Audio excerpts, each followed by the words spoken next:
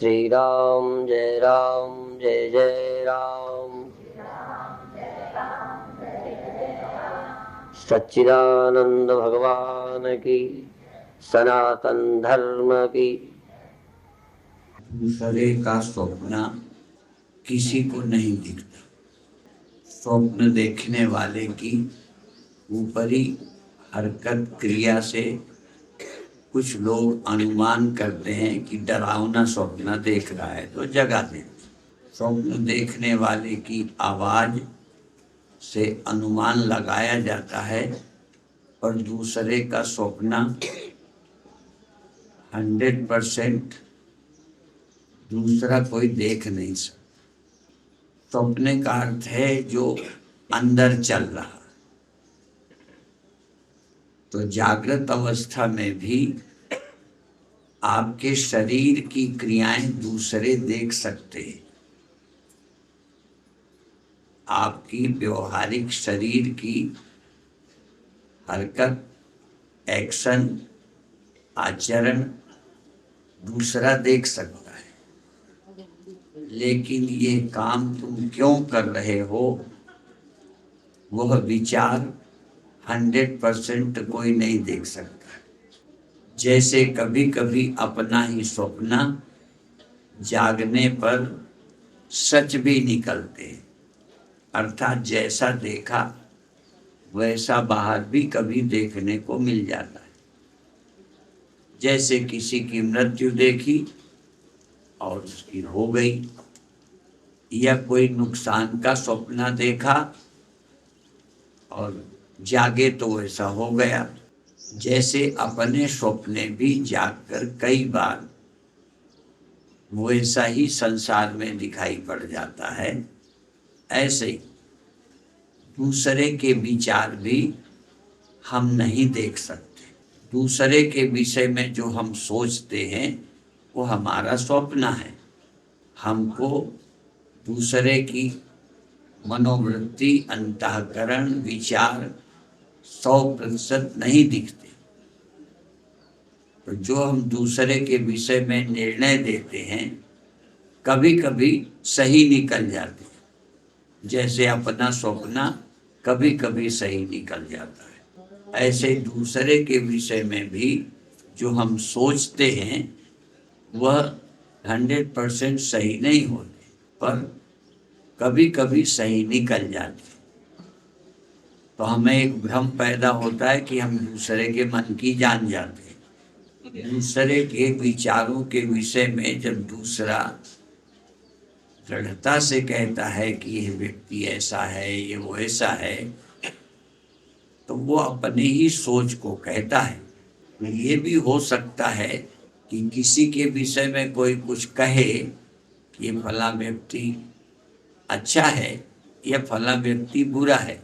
तो कभी कभी हमें कोई बुरा कहे तब तो लगता है ये झूठ कहता है, पर हमारे विषय में अच्छा झूठ भी वो कहे तो हमें सच लगता है। हमारे विषय में कोई अच्छा कहता हो और फिर लगे कि तुम झूठ कह रहे हो, ऐसे हम नहीं हैं, बहुत बड़ी मुश्किल की बात है। दूसरे के विषय में जब कोई अच्छा कहता है तो हमें लगता है ये झूठी प्रशंसा करता है। किसी के विषय में भी जब कोई प्रशंसा करता है तो कई लोगों को वो प्रशंसा झूठी लगती है, पर वही जब हमें झूठी प्रशंसा करता है तो हमें झूठी नहीं लगती। शायद ही कोई व्यक्ति हो ईमानदार जो अपनी प्रशंसा को भी झूठी समझ ले, ये प्रशंसा झूठी है या इतनी प्रशंसा झूठी है। यहाँ एक शब्द लिखा है, आप्तोपदेशा शब्द, आप्त काम पूर्ण काम पुरुष की वाणी शास्त्र है। तो जिसके अंदर राग द्वेष नहीं होता वह दूसरे के विषय में भी यदि कुछ देखता है तो वो यही कहेगा मुझे ऐसा लगता है, पर इसको मैं पक्का नहीं कह सकता। अनुमान है, इसके व्यवहारिक क्रियाएं देखकर हमको ऐसा लगता है, पर ऐसा हो जरूरी नहीं है। आत्मकाम व्यक्ति, राग द्वेष रहित व्यक्ति किसी के विषय में बड़ी दृढ़ता से नहीं कहता, इसीलिए उनके वचनों को प्रमाण माना जाता है। कई बार मुझे कोई किसी के विषय में बताए, अच्छा या बुरा, क्योंकि ऐसा भी कोई नहीं है जिसको बताने वाले ना हो, तो हमें भी बताने वाले होते हैं। तो उनके बताए हुए से पूरा सही मान लेना, उनके बताए को पूरा सही मानने का मतलब है कि वो आत्म राग द्वेष रहित व्यक्ति है। यदि वो एक मानव है, राग द्वेष युक्त हो सकता है, तो उसकी बात को 100% सही नहीं मानना चाहिए, और उसकी बात सुनकर हमें पूरा विश्वास नहीं कर लेना चाहिए। जो लोग दूसरे को बताते हैं, मुझे बताए या किसी को, पर मैं अभी अपने कोई उदाहरण में लेता हूँ, तो जब मुझे कोई बताता है तो 100% मैं उनकी बात नहीं मानता।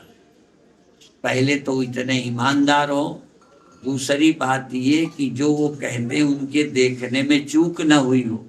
रस्सी में सांप डरपोक आदमी को ही नहीं दिखता, निर्भय व्यक्ति को भी रस्सी में सांप दिखता है। सीप में चांदी लोभी को ही नहीं दिखती, जो लोभी नहीं है उन्हें भी दिख जाती।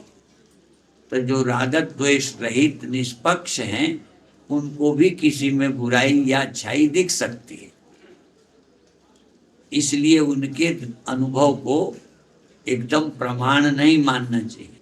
जैसे आपको ही रस्सी में सांप दिख गया, तो आप अपने अनुभव को दिन हो जाने पर या लाइट आने पर, सांप नहीं होने पर क्या जिद करोगे कि हमारा अनुभव सही था, हमारा अनुभव प्रमाण। तो जो एक बार हमें दिख जाए, रस्सी में सांप या सीपी में चांदी दिख जाए, कोई बात नहीं, दिख जाना असंभव नहीं है।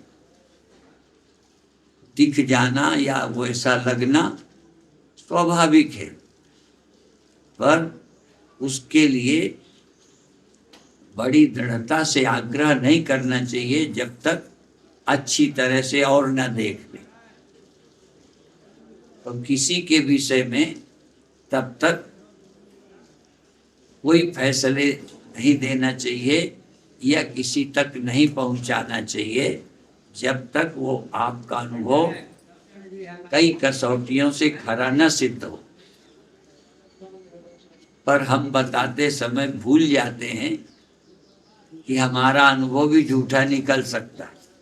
एक बार जब हम गुरुदेव के साथ मुंबई गए थे, जगह कम थी और हम सब लोग, गुरुदेव सहित लगभग 22 लोग, गुरुदेव के साथ काफी संत रहे। उनमें एक संत कई बार मुंबई हो आए थे, तो वो हम लोगों को बता रहे थे, ये मुंबई है, थोड़ा ऐसे रहना चाहिए, वैसे रहना चाहिए, वो हम लोगों को सिखा रहे थे। तो कमरे 2 ही थे,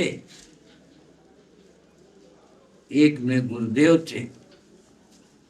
तो थोड़ी देर में वो जो कई बार मुंबई हो आए थे, जब रहने की बात आई तो कहने लगे कुछ इधर ठहर जाएंगे, कुछ उधर ठहर जाएंगे। दूसरा कमरा की तरफ इशारा किया, कुछ उधर ठहर जाएंगे। और वो कमरा था ही नहीं, वो शीशे के कारण दिख रहा था। ये सच्ची घटना है, वो कमरा नहीं था, सिर्फ दिख गया। शीशा लगा होने से इधर का उधर दिखा। तो अब वो नियत के खराब नहीं थे, अनुभवी थे, बहुत बार मुंबई हो आए थे। तो अनुभवियों को भी धोखा हो जाता है। किसी की भी बात को सोच समझ के मानना चाहिए। और कभी यदि कोई किसी को बुरा कह भी देवे तो उसकी नियत में खराबी है ऐसा मानने की जरूरत नहीं है। नियत का खराब भी हो सकता है, और नियत का खराब ना होने पर भी क्या करे, बेचारे को दिख गया। जैसे दूसरा कमरा दिख गया, वो महात्मा नियत के अच्छे थे, लेकिन उन्हें दिख गया, उन्होंने कह दिया। तो ऐसे में सावधान रहे। यदि हमारे विषय में कोई कहे, एक बात कह सकते हैं कि जो आप देख रहे हो ये आपका ड्रीम है, आपका स्वप्न है। स्वप्न होता है तभी नहीं, सही सही नहीं दिखता, दिख गया, इसका नाम ड्रीम, स्वप्न। तो आपको कोई व्यक्ति कैसा दिख गया तो आपका स्वप्न भी तो हो सकता है। जो व्यक्ति इतना तटस्थ रहता है, अपने देखे में भी संदेह कर ले, अपनी सोच पर भी संदेह करे, जरूरी नहीं मेरी सोच ये बिल्कुल सही हो, तो फिर दूसरे के लिए बहुत जल्दी फैसले नहीं करता और बार बार देखना चाहिए, बार बार सोचना चाहिए। उसमें अध्यात्म के लिए भी, अध्यात्म के विषय में भी बार बार सोचे। जैसे गुरुदेव को हमारा देह भी दिखता है, गुरुदेव को मन के इंद्रियों के स्वभाव भी दिखते हैं, क्योंकि मन और इंद्रियों के स्वभाव मिलते जुलते होते हैं। और उन्होंने चूंकि अपनी आत्मा को ब्रह्म देखा है, संशय रहित हुए हैं, उन्होंने अपनी आत्मा को ब्रह्म देखा। उनकी समझ में, उनकी सोच में तुम्हारी आत्मा भी ब्रह्म है।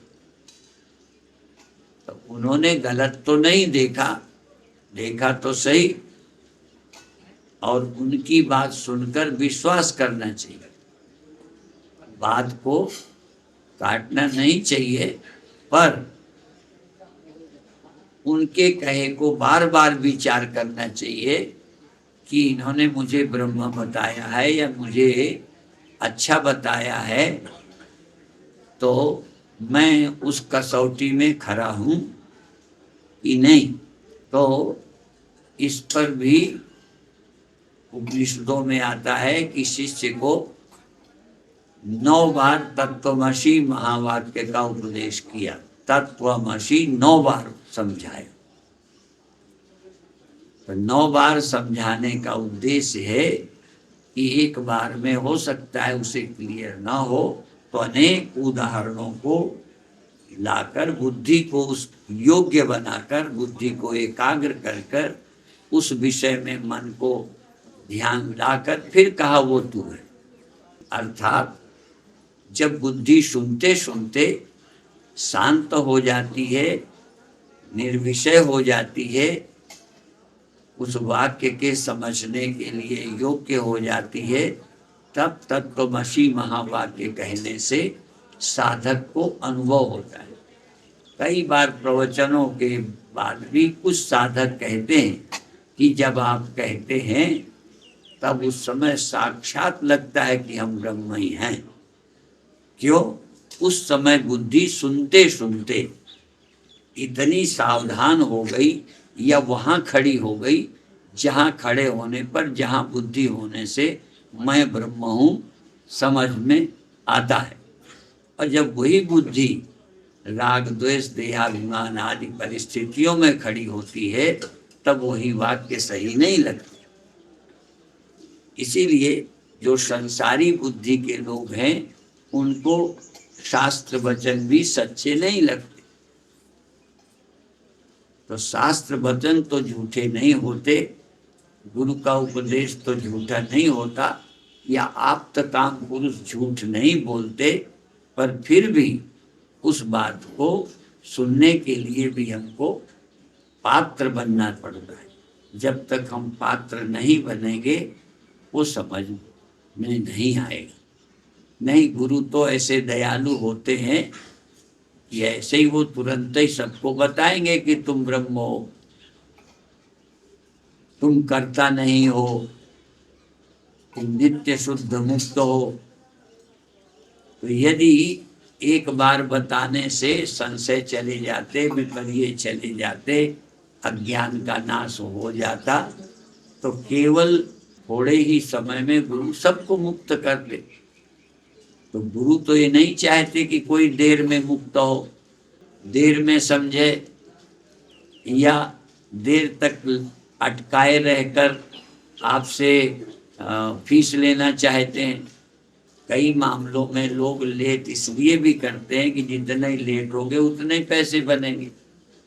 कभी कभी हॉस्पिटल में रोगी बचेगा नहीं पर ज्यादा देर तक रखते हैं। कई बार तो ये तक सुना ही है, सच है कि नहीं, कि मरे को भी 2-4 दिन भी रख सकते हैं, रख लेते हैं कि उतने दिन का बिल बन जाएगा। 2 दिन पहले का मरा ना दिखाकर 2 दिन बाद मरा दिखाएंगे तो 2 दिन के पैसे बन जाएंगे।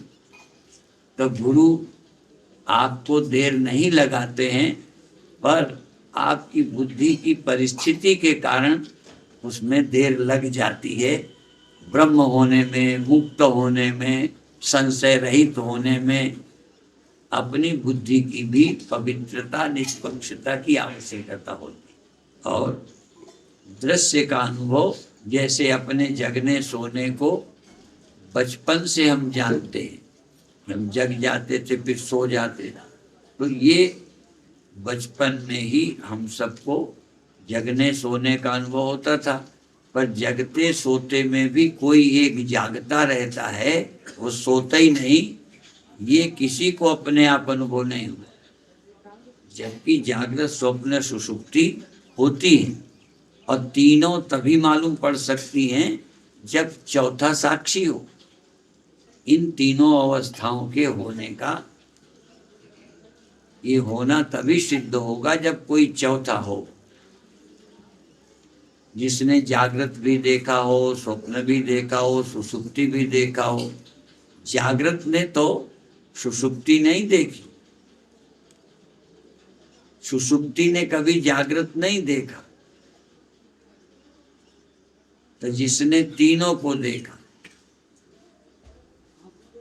वो बता, तो साक्षी है सबके अंदर, पर हम साक्षी हैं ये 100% क्लियर होना बड़ा कठिन है। हम सब साक्षी हैं, पर हम सब अपने को सो जाने वाला मानते। हम जग जाने वाले हैं, सो जाने वाले। और ये भी सच है कि जग जाना सो जाना होता है, पर जग जाना सो जाना गुरु के यहाँ भी होता है, पर वो अपने को साक्षी मानते। और जग जाना सो जाना होता है, हम अपने को साक्षी नहीं मानते, जग जाने सो जाने वाला मानते। गुरुदेव के यहाँ कीर्तन होता था, जागृत, स्वप्न, सुषुप्ति है बुद्धि की अवस्था। मैं बुद्धि से परे हूँ या ते सदा शिव हूँ, या और भी है मन बुद्धि चित्त साक्षी। मन बुद्धि चित्त इनका मैं साक्षी हूँ, बुद्धि का भी, मन का भी। मन बुद्धि चित्त, मन बुद्धि चित्त, तो बुद्धि का और मन का भी मैं साक्षी हूँ। लेकिन मैं साक्षी हूँ ये ध्यान नहीं आता। तो जब तक कोई इशारा करने वाला ना हो, तो जो होता है उस पर हमारी नजर पड़ती है, जिसके रहते ये सब हो रहा है। तो साक्षी इनका आधार भी है अवस्थाओं का, और प्रकाशक भी है। अन्य जगह मंत्र भी है, जागृत, स्वप्न, सुषुप्त्यादि प्रपंचम यत् प्रकाश। ये हमारे किसी गुरुदेव का कहा नहीं है। तो जागृत, स्वप्न, सुषुप्ति, सुषुप्त्यादि और आदि, आदि में कोई मूर्छा आ गई हो, ये आदि शब्द तभी लगाया जाता है जब और को भी शामिल करना है।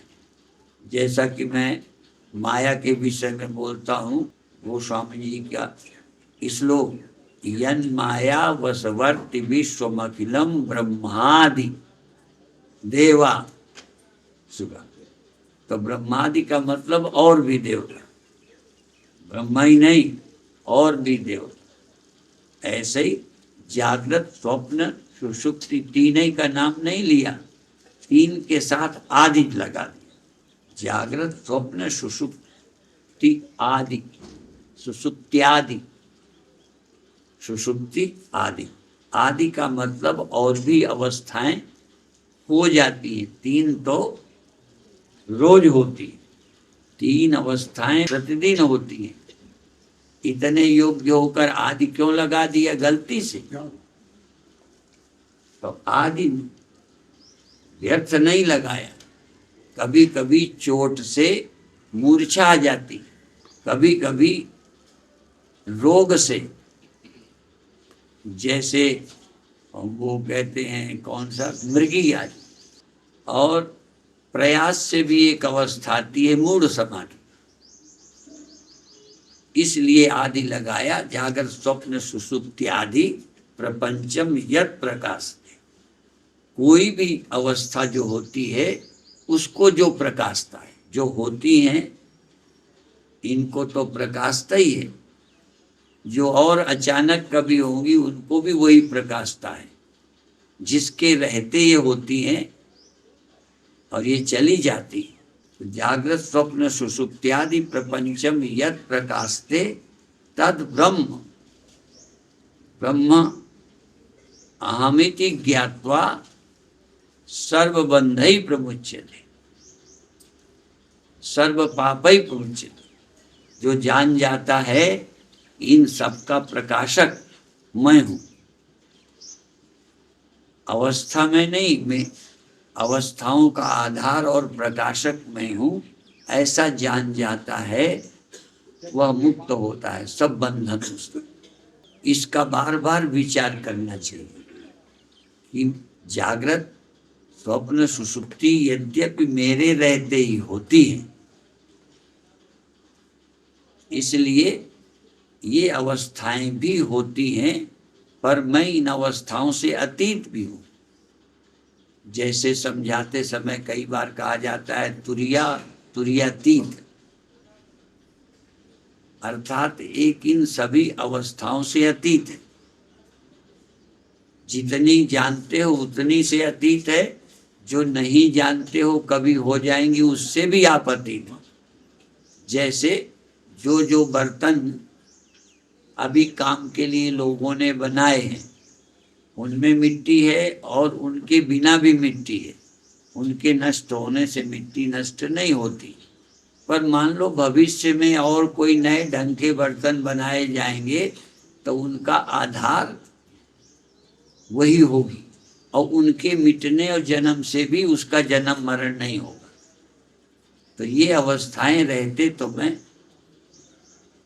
बदलता ही नहीं हूं, और कोई अवस्था भी हो जाएगी तो भी इन्हीं अंतःकरण आदि की अवस्थाएं होंगी।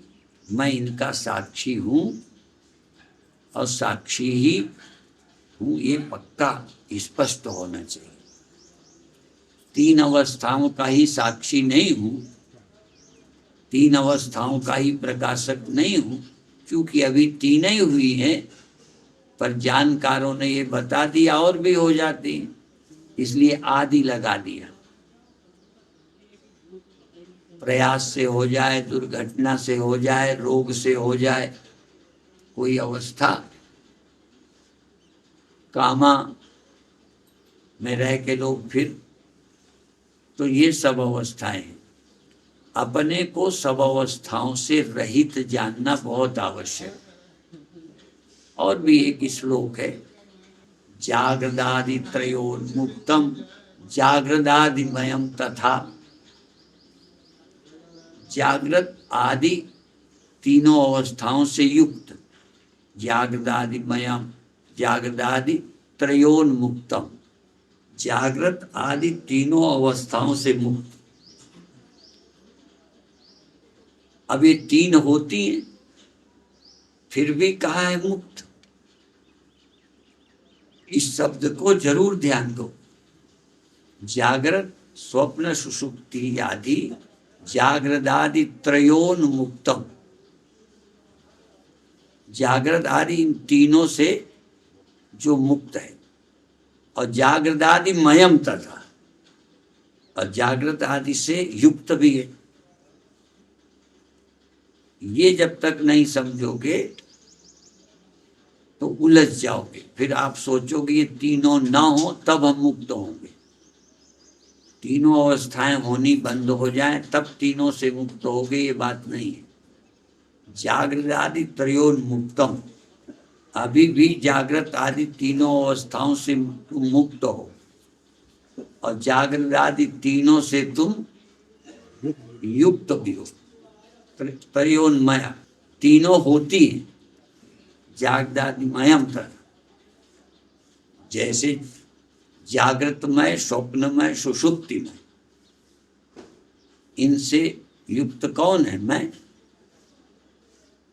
बिना मेरे हो जाती तो फिर मैं इनसे अवस्था मैं ना कहता, पर मेरे बिना नहीं होती, इसलिए अवस्था मैं भी मैं हूं और अवस्था चित भी मैं, ऐसा स्वरूप है।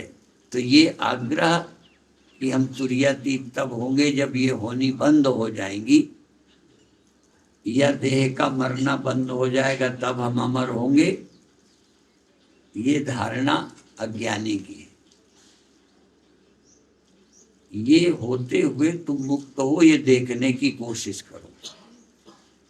अभी का सार इतने कि ये देखने की कोशिश करो, जागृत तुम्हारे रहते रही और तुम नहीं गए, जागृत तो चली गई, और स्वप्न आ गए, वो तुम्हारे रहते आए, तुम्हारे ही रहते आए स्वप्ने, और तुम्हारे रहते जागृत गई। इसका मतलब जागृत से युक्त भी हूं और जागृत से मुक्त भी हूं, स्वप्न से युक्त भी हूं, स्वप्न से मुक्त भी हूं। और तीसरी सुषुप्ति मेरे रहते आई, और तो युक्त इसलिए हूं, स्वप्न मैं भी हूं, मैं जागृत मैं भी हूं, सुषुप्ति मैं भी हूं, इनसे युक्त हूं और इनसे मुक्त भी। तो मैं सारी सृष्टि से युक्त और सारी सृष्टि से मुक्त हूं। ऐसा नहीं कि सृष्टि जब बंद हो जाएगी तब मैं मुक्त होऊंगा, तब तक प्रतीक्षा करनी पड़ेगी, जैसे कयामत के दिन तक प्रतीक्षा करनी पड़ती है। और कई को होने के लिए प्रतीक्षा, तो हमारी मुक्ति की प्रतीक्षा समय के अधीन नहीं है, सृष्टि के अधीन नहीं है, शरीर के अधीन नहीं है। ये अवस्थाएं होती रहेंगी और मैं अपने को पहचान जाऊं तो मैं मुक्त हूं। अभी इतना ही कहेंगे, इस पर विचार करो। ओम शांति।